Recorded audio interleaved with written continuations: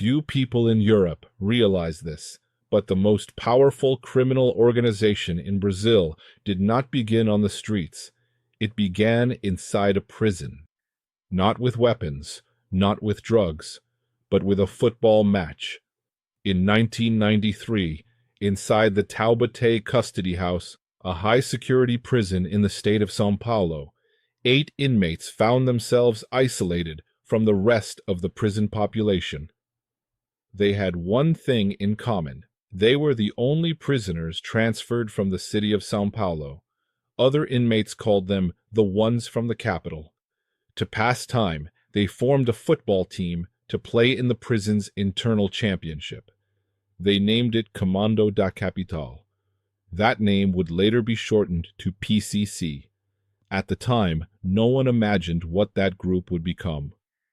What started as a football team quickly evolved into something else.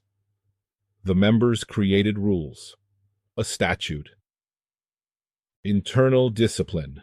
Slowly, the group began to organize itself like a criminal union. According to journalist and author Fátima de Souza, who spent years interviewing the founders of the PCC, this structure was intentional. The goal was order, loyalty, and collective protection inside the prison system. For years, authorities treated the PCC as little more than a rumor, a prison legend, an exaggeration. That perception would soon collapse. In 2001, Brazil witnessed something unprecedented. The PCC coordinated a massive rebellion that erupted simultaneously in 29 prisons across the state of São Paulo. The message was clear. This was no longer a loose group of inmates. It was an organized force capable of coordination, communication, and strategy on a national scale. From that moment on, the Brazilian state could no longer ignore the PCC. Over the following years, the PCC expanded rapidly. Its presence spread across almost every Brazilian state, and then beyond Brazil's borders, Paraguay, Bolivia, other parts of South America. But the organization was not expanding randomly. It was expanding strategically. Unlike traditional criminal groups focused on controlling neighborhoods or cities, the PCC began to think differently. It did not seek to dominate territory for prestige. It sought logistics, control of routes, access to borders, and, most importantly, ports. Brazil's ports became a key element in the PCC's transformation into a global trafficking organization. From there, cocaine could move efficiently toward its most profitable destination, Europe. The PCC did not expand through open war. It expanded through alliances.